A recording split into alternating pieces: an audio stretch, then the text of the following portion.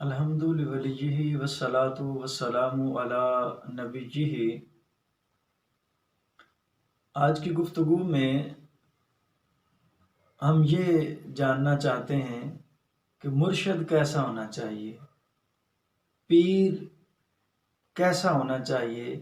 سچا مرشد یا سچا پیر کیسا ہوتا ہے۔ قرآن مجید فرقان حمید میں اللہ تعالیٰ نے ارشاد فرمایا یوم ندعو کل اناس بامامہم، کہ جس دن ہم تمام لوگوں کو ان کے سرداروں کے ساتھ بلائیں گے، ان کے رہنماؤں کے ساتھ، ان کے لیڈروں کے ساتھ، ان کے اماموں کے ساتھ، ان کے مرشدوں کے ساتھ ہم بلائیں گے۔ تو پیر اصل میں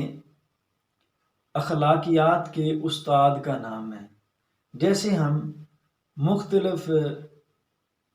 انداز میں تعلیم حاصل کرتے ہیں تو ہم اساتذہ سے تربیت لیتے ہیں، تعلیم لیتے ہیں۔ انگلش پڑھنے کے لیے انگلش ٹیچر ہوتا ہے، عربی پڑھنے کے لیے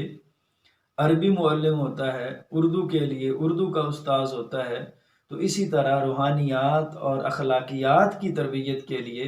بھی ہمیں استاذ کی ضرورت ہوتی ہے۔ تو اس استاذ کو مرشد اور پیر کہا جاتا ہے۔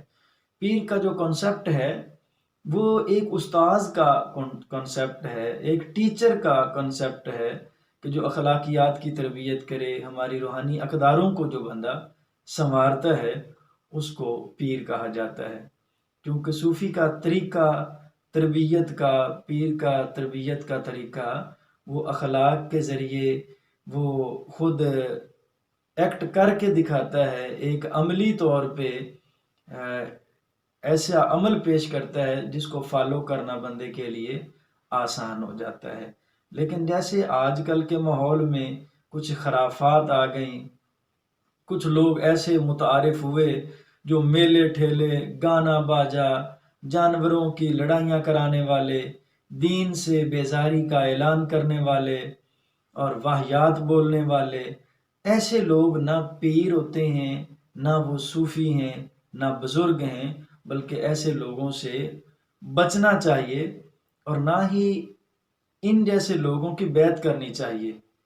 کیونکہ پیر کا کام ہے اخلاقی دینی تربیت کرنا۔ تو جو خود ہی گمراہ ہوگا، قرآن حدیث کے راستے سے ہٹا ہوا ہوگا، جو سلف صالحین، انبیاء کرام، اولیاء عظام، بزرگان دین کے راستے سے ہٹا ہوا ہے، تو وہ دوسروں کو ہدایت کی راہ پہ کیا چلائے گا۔ بلکہ مرشد انسانی زندگی میں ہمیں یہ ضروری ہے تربیت کے لیے، لیکن ایسے بندے کو اپنا مرشد بنائیں، ایسے بندے کے ہاتھ پہ بیعت کریں جس کے پاس دین کا علم ہو اور آپ سمجھتے ہوں کہ وہ آپ کو دین کے مطابق چلائے گا، دین کا راستہ آپ کو دکھائے گا، دین پہ عمل کرنا آپ کے لیے آسان بنائے گا، تو پھر اس بندے کے ہاتھ پہ بیعت کی جائے۔ اور یہ جو بیعت ہے یہ بھی بیعت توبہ اسے ہم کہتے ہیں۔ مطلب کہ ایک بندے کو ہم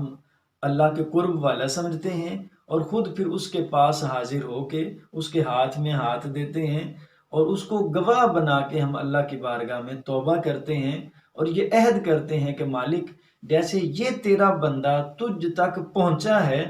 تیرے حبیب کا راستہ اختیار کر کے، ہم بھی اس بندے کے وسیلے سے، اس بندے کا راستہ اختیار کر کے، اس بندے والا ذکر و اذکار کا طریقہ، رہن سہن کا طریقہ، قرآن و حدیث پر عمل کا طریقہ وہ اپنا کر ہم بھی تیری بارگاہ میں پہنچنے کی کوشش کریں گے۔ تو یہ بیعت کا کنسپٹ ہوتا ہے، اور جو بندہ دینی اقدار کا پاسبان ہو اور دین کے مطابق چلائے تو وہی بندے کا صحیح مرشد ہے۔ اور اگر یہ اپنی ذمہ داری پیر پوری نہیں کرتا تو یہ اس کو یوں ہی سمجھ لیں جیسے انگلش ٹیچر آپ نے ہائر کیا لیکن وہ انگلش اسے خود کو نہیں آتی، میتھ ٹیوٹر آپ نے رکھ لیا اسے خود میتھ نہیں آتی، عربی ٹیچر آپ نے ہائر کر لیا لیکن اسے پڑھانا نہیں آتا۔ تو اگر کسی جاہل کے، کسی گمراہ کے ہاتھ پہ بیعت کر بیٹھے ہیں جو خود بھی دین پہ عمل نہیں کرتا اور اس طرف دوسروں کو تربیت کی طرف بھی نہیں لے کے آتا، تو پھر یہ اس ٹیچر جیسی مثال ہے جو اپنے عہدہ سے انصاف نہیں کر رہا۔ تو بیعت کرتے ہوئے انتہائی متقی پرہیزگار شخص کا انتخاب کیا جائے تاکہ جیسے وہ اللہ کے قرب میں پہنچا ہے اس کے ذریعے آپ بھی اللہ کی بارگاہ تک وصال آپ کا ہو سکے۔